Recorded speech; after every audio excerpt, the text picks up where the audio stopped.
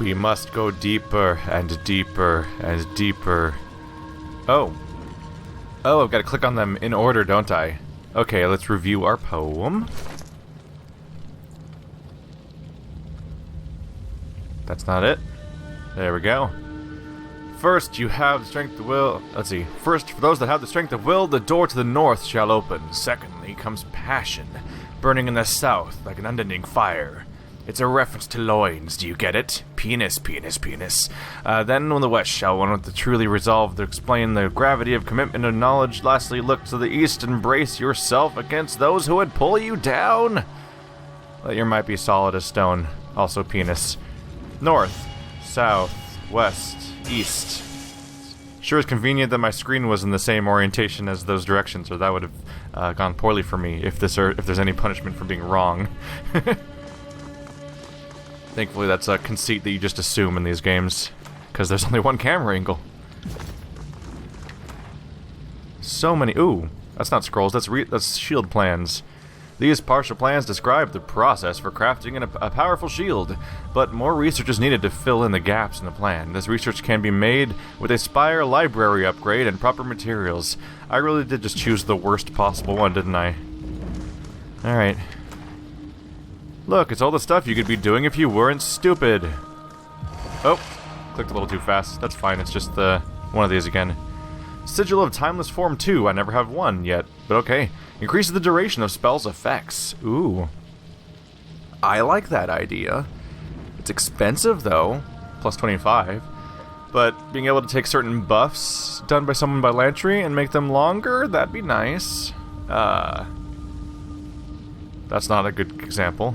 Titan's Touch, for example. Would I have reduced cooldowns? Like maybe take out the reduced cooldowns and go to increased duration? Ooh. Ooh, that's 18 more seconds. That ain't bad at all. Accuracy seems unnecessary. And I can still afford to fix its cooldown a little bit anyway, unless I have a better power one. I don't. Okay. Update.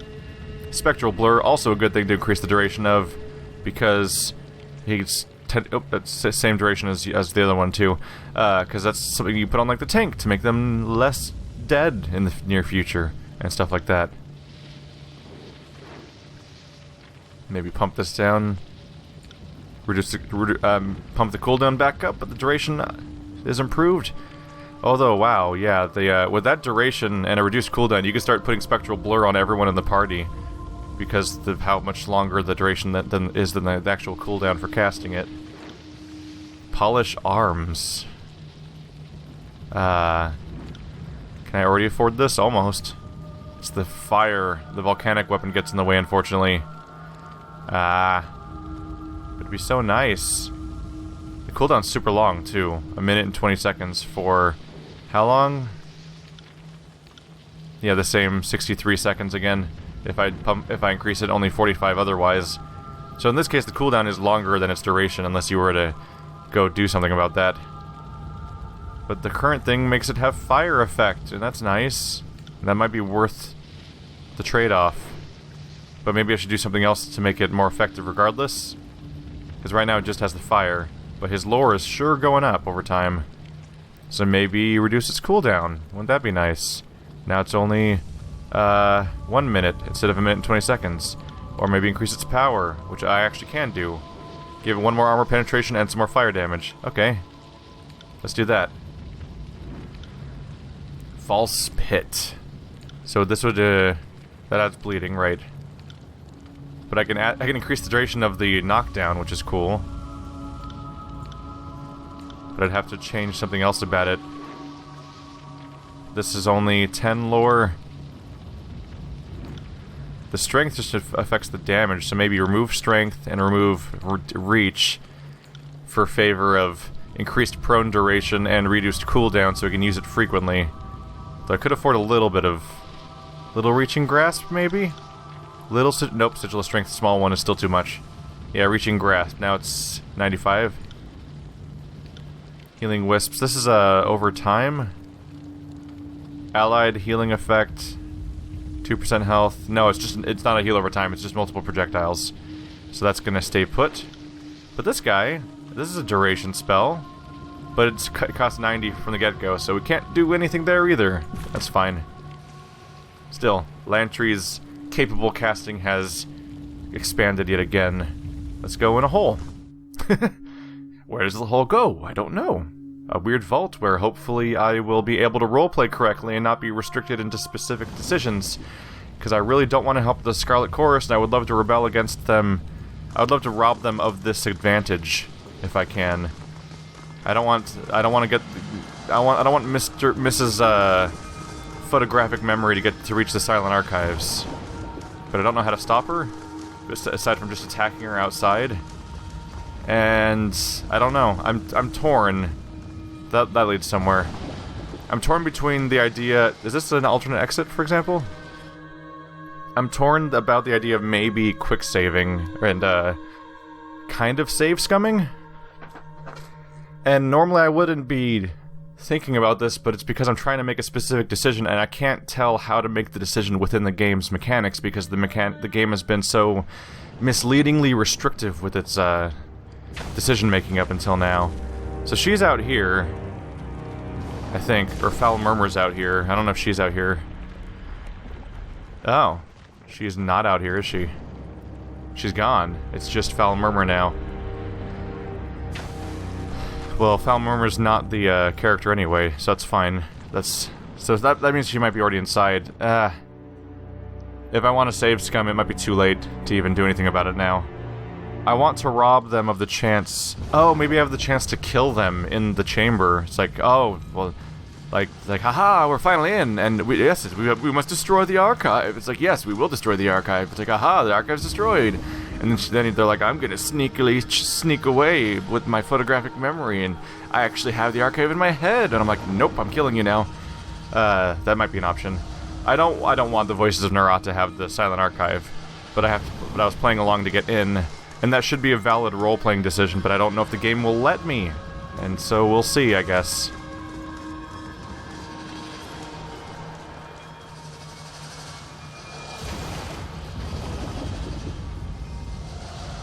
There are dead sages in the Silent Archive. Oh, would you look who just materialized? It's the censor. Alright, I really hope I have dialogue options that are loyal to Tunon and loyal to Kyros. Kirat? Shit. Shit. Because it's an invisible background character, I keep forgetting the name of the actual Overlord. Kyros? Yeah, right? No? Whatever. Tunon's the direct person above me. While I assumed it would be you who would emerge as the victor in this game, I must say I'm a little disappointed you were able to dispatch all of my men so readily. The fear of death is a great motivator, but causing death seems to motivate you a little more. I guess I'll have to show more discerning eye in my recruiting. Although I suppose it's a little too soon to celebrate. You have yet to retrieve the Silent Archive. She looks across the pools of lava at the platform and shakes her head. The intensity of the magic it must have taken to ensure the preservation of that scroll. It's rather amusing if you think about it. They must have stopped the building from collapsing, but you couldn't stop the edict, or the Scarlet Chorus. All they did was sacrifice themselves for a scrap of parchment they're going to lose anyway. You won the game, Fatebinder. Far be it from me to take the glory from you. She holds her hand, motioning at the Silent Archive. Claim the prize. Up until this point, I could forgive your actions because they still led to the death of chorus members, but doing this for Nott, that's unforgivable. I'm not doing it for Nerat! God damn it, game. I'm getting really mad now. That's not what I'm doing. And I can't even say that to her. I can't even say, I'm not working for Nerat. I'm fulfilling the edict. I'm here to destroy the Silent Archive. But I can't say that. And she's like, you're betraying us with the decisions you didn't actually technically kind of make, really, at any point. She's pissing me off because her reactions to me don't even match the things I'm doing. Also, they present her in a confusing manner because they introduce you to her in a Scarlet Chorus camp, which makes you, would make a lot of players think she works with the Scarlet Chorus. But then she just randomly... Why was she in the Scarlet Chorus camp? Come to think of it. Wow. I'm sorry, I just came to the realization that the entire presentation of her character would have worked better if she literally never showed up in the prologue. If she was just at Lethian's Crossing, and it's like, oh look, it's that character that you made decisions about in the, well, prologue has 2 meanings here, so I gotta be careful. In the map pre-game prologue, you're like, oh, you made decisions about this character, and here she is in Lethian's Crossing. Ooh, isn't this awkward? But instead they show her in Vendrian's Well, and not only does her behavior there feel completely different from her behavior later in the game, generally, but it misrepresents her as seeming like she's loyal to the Scarlet Chorus in some way, because she's in the middle of their camp, and you don't get to properly talk to her much because she kicks you out of the conversation when she gets sick of you. But if she just showed up in Lethian's Crossing for the first time since the text prologue, that would have probably been a better presentation of her character. Anyway, that's an entire aside right now. God damn it. All I can do is say, shut up, or I'm sorry, and I can't say that I'm not loyal to the chorus, so I guess I'll say I'm sorry, Sirin. Something must do horrible things to bring peace. How do I kill you? I just want to kill you. I have nothing to say to you. Can I, like, dupe? Dupe? Dupe. That can't be done. No! You guys made Fallout New Vegas. Remember when I could just shoot people I didn't want to be alive anymore, and then that would affect the story? Because that was a thing I could do back then in other games by this company. That should be entirely possible. Chronicler's Eye. Ooh, plus 10 lore, plus 10% will defense. Only Lantry can equip this. It's roughly what I had in mind too. This lens of distorted sea glass was originally used to augment the failing eyesight of sage hierarchs. Popular belief has held that enough documents of arcane lore have passed to the eye by the way the lens that the glass itself has learned over time, taking on strange properties. I really hope that a betrayal chance comes up here. I want to point out that Fallout 4, a game that I thought was generally failed as a role-playing game, at least eventually gave me the ability to betray the shitty organization that I found myself dealing with. It kind of creepily recruited you into said organization with a very little option to talk about it at all, but at least I eventually had the option to then go like, nope, I'm going to betray them now because I don't agree with what they're doing. So there better be a betrayal option here, because otherwise Bethesda may be doing a better job at some of the decision-making than Obsidian, and that's terrifying, because Bethesda has completely lost their minds on how to make RPGs where you do things that make sense or are interesting. Although I haven't played Far Harbor. I don't know if I could bring myself to play more Fallout 4 after the main game. Hello, the Staff of Hours. That looks like a cool weapon. It has base shock damage. It's exquisite. It's worth 66 bronze. Has control lightning attack skill. 50% hit and graze deflection, so it's good for tanking. Oh man, that could be a good thing to give to... She would lose her performance skill, but making Sirin a bit of a tank like this kind of adds to that if it's going to add a bunch of graze and hit deflection, making her harder to hurt. Slowing the sands, dramatically slow enemies in the targeted area. These affect scales with the Staff of Hours' renown. This glowing staff bears the mark of the sages and was wielded by the hierarch of the Vellum Citadel before the Edict of Fire destroyed the ancient library fortress. The staff has passed down unknowable numbers of hands over the centuries, and the tradition dictated that every owner imbue it with an expression of their magical aptitude. Runes encircle the length of the staff, each in different style, some describing the names of dead archons and others fragments of inscrutable poetry, all intended to unlock some hidden potential. The staff's current aspect is that of its previous owner, Hierarch Jespers, who was an accomplished illusionist and trickster. The staff has served different purposes through its long career. It was often employed to preserve old documents or repair sections of the Citadel. Dark stains around the haft tell of a time when it was dipped in vats of ink, a doomed effort to replicate the magic behind the bottomless cistern of ink known as the Everwell. Well, that's a neat weapon. Gonna put that right over there. Yeah, your power is increased just by having it. Nobleman sandals. You're the only person to compare it to. It's identical to your current stuff, so I could check to see if I like the look better, and that's about it. Yay. Alright. How do they compare? They look a little silly. A little silly. Although the boots are really boring looking too. Nah, the boots just make more sense, frankly. He looks strange without the boots. Maybe if his clothes were different overall, but otherwise no. And Coward's Contingency. This is the ones that gives you slightly reduced stats but bonus fleeing, more movement speed with wounds. Which are also ridiculous sandals. I think I decided to take those off though because he's like the least... He's usually the least likely to get wounds at this point because everyone else has gotten so attention grabby with their combat style that he doesn't tend to get targeted directly as much as he was at the very beginning, where he's much more likely to be in trouble. Yeah, those kind of look silly, and I never found more of that set to make the stage set look less weird. So this current set just looks better for now. I'm picking things based on their visual design now. What's this? Momentum gauntlets. Those are the ones with multi-strike. I'm really undecided about that. That stuff gives me better recovery and precision and other things. But, this one gives me multi-strike. On weapon crit. My crit chance is going up, though, isn't it? 12% increased crit chance over whatever the... I think crit's weird in this game.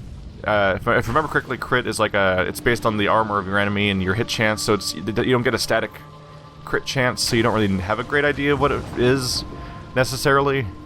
It's all situational, but I have a bonus 12% crit chance, more or less, is my understanding there. So since this trigger's on crit, maybe I should put the multi-strike back on. Even though... So many purple items everywhere, huh? Okay, that's fine. Anyway, off to the staff. This is Discordant Melody.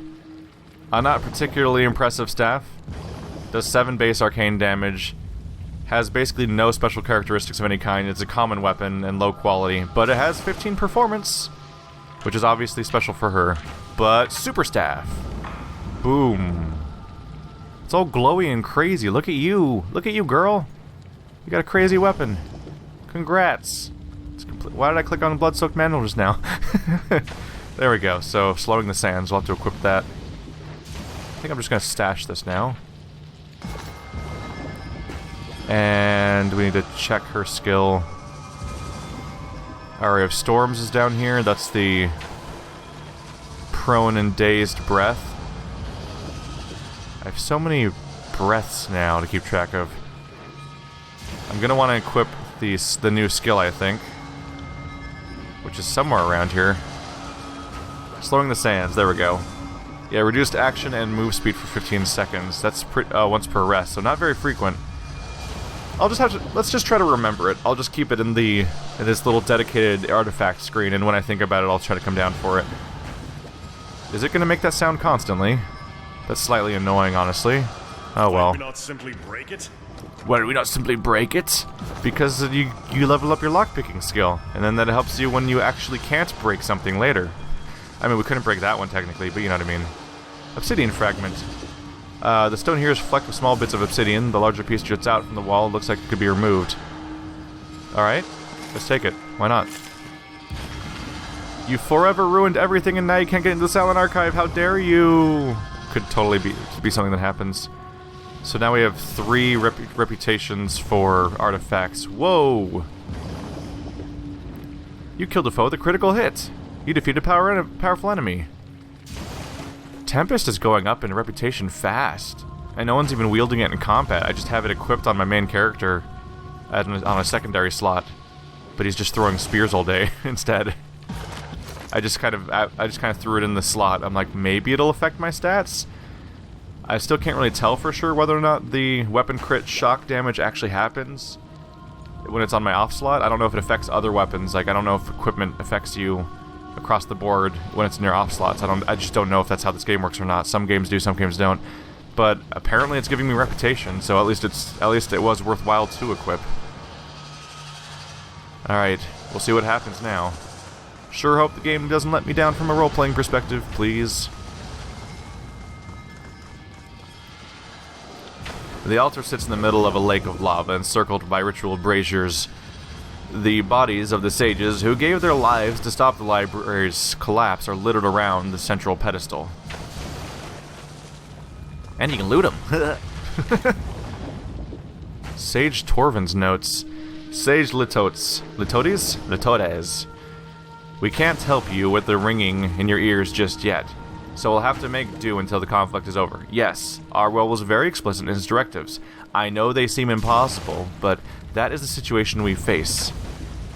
Everyone that could interpret the Silent Archive died in last night's attack, so we're not getting any assistance in this matter. Thankfully, I do have an idea. One which requires everyone's participation.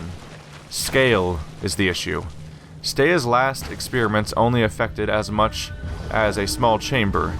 I believe that we can amplify the spell's effects by repeating the motions of the sigils as a group, similar to the ritual magic used in primitive cultures that predated modern tiersmen. Sage Dangling... Really? Dangling? Okay. Sage Dangling Participle believes... His name is Dangling Participle. Really? I can't get past that. Believes that this will create an exponential growth in the spell's effects, but at an expected cost to stability.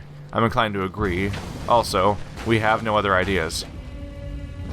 No one else here has your expertise in magical foci. You've told me countless times how minor baubles can have a profound leveling effect on spells that exceed the control of their casters. What if we used something as powerful as an artifact as the focus of the ritual? Without one, the energies involved will quickly become chaotic and almost assuredly deadly for all of us. At least with an artifact, there is a chance that Stea's spell will encompass the entire citadel and put it into a state of stasis. In my opinion, there's only one artifact to use, and that's the Silent Archive itself. It's clearly the most potent object in this room. Sage Dangling Participle believes that the staff of hours will suffice, but I'm not going to leave anything to chance. Interesting. I wonder if taking the staff could somehow harm the spell then, because I just did. But it seems that they use the room itself instead. Better that we use the Silent Archive as our focus now and figure out how to safely retrieve it later. Not if you agree, after reading this. I really hope that blast didn't take your sight as well, Sage Torvin. Yeah, because then he won't be able to read this letter. Whoops. First Sage Arwell's directives. Sage Torwin, Kairos' armies have been rebuffed for now, but it's only a temporary victory. I have no doubt that we may hold these walls a good deal longer, but you must remember that the Overlord aims not to butcher the Citadel's keepers, but to destroy its secrets. Kairos is not omnipotent. Her powers may be known and understood in time, and she rightfully fears the knowledge we hoarded here. The Silent Archives must be protected. There is no library in the tiers that is its equal. Nothing else matters. Nothing. We may not know the Overlord's plans, but with time and research, we can circumvent any of her designs. I need you to ensure that we will have that time when the moment is right. Focus your efforts on Sage Stea's theoretical forays into temporal magic. While we were right to deny such dangerous experimentation before, now is the time in which its risks are justified. Gather the Elder Sages and make your way to the lower chambers. You are to remain there until you devise a solution to Stea's problem of scale. Halting the flow of time in a single chamber won't be sufficient if Kairos drowns us all in a storm or hurtles its library into the firmament. You must find a way to encase all the Citadel in such a spell, should disaster come. Your success isn't optional. This library will be a distant memory if Kairos has her way. Should we both survive, I will be happy to congratulate you on your breakthrough. Until then, get to work. First Sage Arwell. So they froze this entire library in time. That was their way of escaping the trap of the actual edict. Is that the edict is basically not taking hold inside the archive, only on the outside of it. That's some neat little entries there. Let's see what happens. Is it going to be a boss fight? Silent Archive. Remove the scroll and replace it with one of your and replace it with one of your artifacts to keep the protective magics from ending. Ah. Shit. I don't want to... But I like my... Well, I guess I could put the sword there since I'm not using it. As opposed to the staff that I think I do want to hold on to. All these... Unless I want to just destroy the whole place, because it's supposed to be destroyed. Let's examine the scroll. Take a closer look. A nimbus of magical energy surrounds this scroll, which levitates above the central platform. You see characters upon the parchment, but they seem to shift from one language to the next. Amazing. I had suspected there was more to the Silent Archive than a simple vault. Extraordinary. The scroll must represent thousands of scholarly works. The motion of the characters on the scroll's surface slows as you approach, seemingly in response to your presence. Okay, so we can examine the magical aura around the scroll, read it, touch it. What are you? I can talk to it. Let's examine the aura around it. Waves of energy radiate out from the scroll, billowing up towards the ceiling and fanning out to encompass the cavernous chamber. It appears that the Silent Archive is an active participant in some sort of ongoing spell, one that is likely keeping the burning library standing. Removing the scroll would assuredly have disastrous effects upon the active spell. Okay.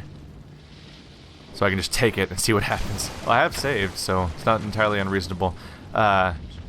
Analyze the active spell. This must be the time stasis spell referenced in Sage Arwell's letter, judging by the bodies arrayed around the Silent Archive. The mages appeared to have been successful in their attempts to halt the destruction of Kairos' edict, though they did not survive the process. I can deconstruct its focus. That's impressive. Let's try reading it. Parchment surface is impossible to read, ever shifting and convoluted. You see the characters from Old Verdant written over calligraphy of the Northern Empire, which transforms into words used by the nomadic tribes of ancient Azure, and then again into phrases of the common tongue of the Tiers. It is as if every word ever written or uttered clashes upon the scroll. What if I touch it? Now let's talk to it first. What are you? As you utter the question, the scroll's surface is suddenly wiped clear. After a moment, words begin to form on the page. It's responding to me. That's how you talk to it? Indeed, the Silent Archive is meant to be the final source of knowledge. Every text we have magically transcribed bubbles beneath its surface, waiting to be called forth. First Scribe Gaynor, Sage Archival Methodologies, Volume 8. So it can't talk to you and have a conversation with you, but it will bring up it'll try to bring up a relevant entry if you talk to it, basically. Fatebinder. Should this be true, the Silent Archive would be worth more than some of the old realms. The passage fades away, only to be replaced by another. The Silent Archive is a 100-year endeavor in the School of Quill and Ink. As one of its creators and guardians, I have ensured that its knowledge may only be accessed by the sages of my order, and only by those specifically charged with such a weighty responsibility. The Silent Archive is, thus, a glittering jewel that only a few may see. Should the artifact fall into outsider hands, I expect that less than 1 in 100 of its secrets will be revealed in the span of a lifetime. For Sage Arwell, Legacies of the School of Quill and Ink, Volume 20. In the blink of an eye, the scroll's text disappears, only to be replaced with a chaotic swirl of overlapping letters and words. It refuses to respond to any further questions, because I'm not a member of the School of Ink and Quill, so it won't talk to me. Interesting. What if I try to deconstruct the focus? 38, skill experience, lore skill. Sage Lilotes' experiments with foci clearly paid off. The spell protecting the burning library is operating on a massive scale. Its chaotic energy is currently stabilized by the Silent Archive itself. Its underlying mechanism is familiar to you. It seems likely that any artifact of sufficient power could serve as a spell's focus. Should the need arise, you believe you could swap the Silent Archive for another item of power without disrupting the ongoing temporal magic. So I could swap with an artifact or just take it. What happens if you try to touch it? You reach out to touch the scroll, but as soon as your hand passes through a cloud encasing it, a violent tremor erupts in the hall. Shaking continues for a few seconds and then vanishes. So there's our hint at what will happen when I touch it. I would proceed cautiously, Fatebinder. Not even these ruins should remain standing after Kairos' edict. I suspect the sages used the Silent Archives in some way to stave off destruction. Thankfully, we have a very close proximity exit, so grab it! Slow down. That's a load-bearing scroll. Move it, and the preservation magic will fizzle. Take it! Run! Run! Run! Everyone's standing still way too long right now. I was afraid that would happen. Run. Run, run, run, run, run, run, run, run, run, run, run, run, run, run, run, run, run, run. Okay, there we go. Wow, that took way too long. They lack self-preservation instinct a bit. Oh, there goes the platform that connects it. Bye. And yeah, I just killed everyone in the building. Hope the disfavored and sages got out if they wanted to live. I can't babysit everyone. The entire realm's in chaos all the time. So, hope they had the priorities in order. For a moment, I wasn't certain that I could run fast enough to escape in time. We seem to have emerged intact, though I wonder if the edict has fared as well. I think I just broke an edict. Oh wait, no, I have to kill the archive first. So the edict is still active. The air surrounding you begins to thin, and the smell of embers begins to diminish. The clouds of smoke slowly. What? Oh, okay. So that's another typo. But instead of a word omission or too many words, it's the comma doesn't make sense. The clouds of smoke slowly revealing the sky beyond them. Oh no, it is a word omission. It's probably supposed to say that the clouds slowly part, revealing the sky beyond them.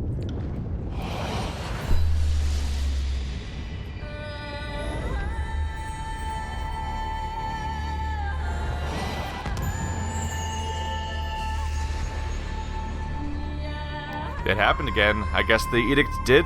I thought they wanted me to destroy the archive, but I was just supposed to take it? I may have forgotten the exact wording of the edict, which is kind of an important thing about how edicts work, so whoops. I can't be the only one who hears that the female vocals there and thinks that it, and thinks in terms of like, Metal Gear Solid 5's, You feel a powerful pulse of warm energy burst from the Silent Archive. Sound disappears into a deafening silence, your vision blurs, and you're overcome by a dizziness that nearly knocks you off your feet. Then, as quickly as it hits you, the feeling passes. Oh, yeah, the lava's gone. I guess the edict is over. Weird. The air around you begins to settle. The particles of fire and ash that moments ago stung your eyes dissipate with a chilly gust. With the Silent Archive removed from the burning library, the edict of fire is extinguished. And its warmth feels pulled into your very chest, a sensation similar to the weightlessness when the edict of execution broke at Ascension Hall. You know you're just asking for it from the sages. You're never going to hear the end of it. First the edict, next they'll want you to scour the tiers for torn out pages of the Farming Almanac.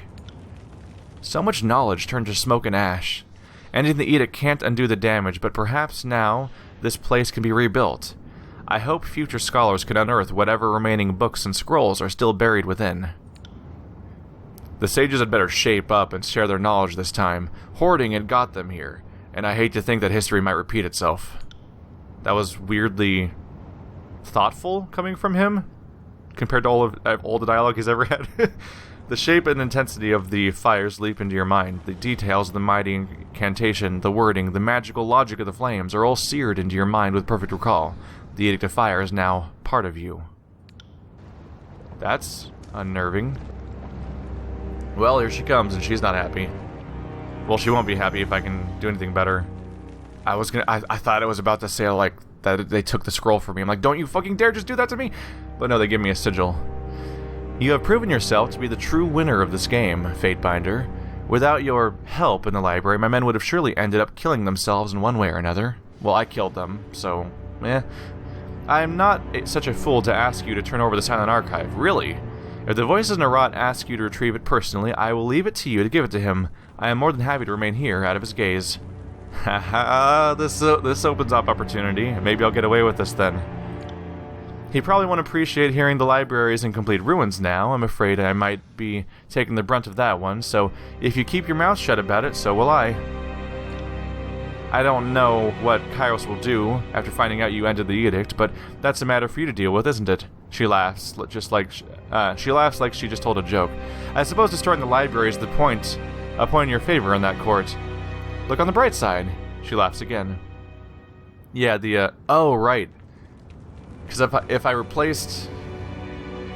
Oh, the edict wasn't about the Silent Archive, was it? The edict was about destroying the burning library, so if I had replaced the relic with a different relic, then the library would still be standing and the edict would have not been resolved, huh?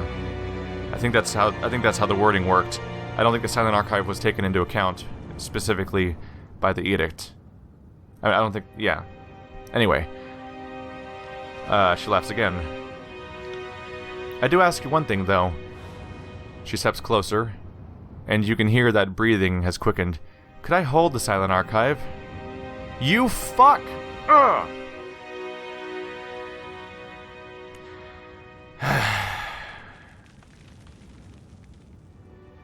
God damn it.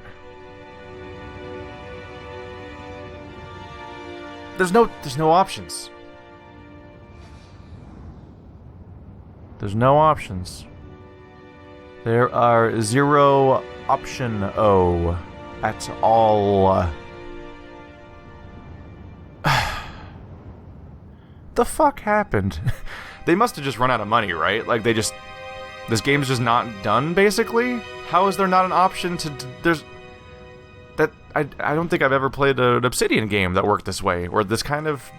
maybe South Park. But that's not quite the same thing. But... I can't... do anything. I bet... Maybe I can kill her afterwards. I might as well check. Can I hold the Silent Archive just once? All that fuss spent retrieving it. I want to be able to say I had it in my hands, and then I have to give it to her, which means she can instantly read it entirely and store it in her brain by just touching it, because we know that about their power. And the fact that I know that power should mean that I can use that knowledge against her, and they don't let me use it, which what was the point of learning it in the first place if I can't use that knowledge against her? That's the whole point of giving me that information, is that I can then and then I can say, give it to Narat yourself. No, of course not. Sensor's giggling takes in on a manic tone, and her breathing borders on hyperventilating as he places the scroll in her hands. As the vellum touches her hands, there is a flash. Brighter than that you once saw before, and she makes an orgasmic noise, almost dropping the Silent Archive. Such power, she whispers the words with awe. Now give it back. Of course, she answered the Silent Archive. That was all I wanted. Tell Narat I said the mission was a success. Now that you have the information from the Silent Archive, you can tell him yourself. He wants both of us to report to him. The censor looks around as if she's trying to find someone to save her. Under her breath, you hear her whisper, "You fool! You had to know this was coming." She shakes her head. Fatebinder, I wouldn't dream of taking the honor from you. By all means, you're more than welcome to tell him. I insist.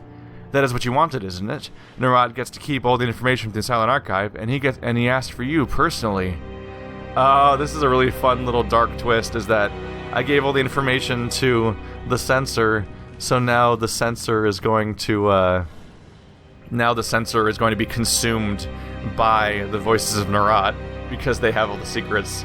So now the voices can eat the censor, and that's that. That's not what I want, though. I want to kill the censor and steal the archive and throw it into the lava lake that used to be there, and I want to just destroy it, because I'm trying to actually do my actual job, but the game seems to forget what your job is and not give you the option to do it. I insist, that's what you wanted, isn't it? Narat gets to keep all the information from the Silent Archive, and he asked for you personally. The censor's entire countenance falls, and she rocks back onto her heels, looking as if she's trying to shy away from words. What? She is silent for a moment, then continues, a false happy tone in her voice. Well then, I could use a change of scenery. My eyes have practically melted from watching lava flow. She looks down. Farewell, Fatebinder. There is now a finality to her tone. I hope to see you back at Cacophony. She's probably dead by the time I get back. Why would he wait? I'm so mad right now that happened that way. I just have to report back?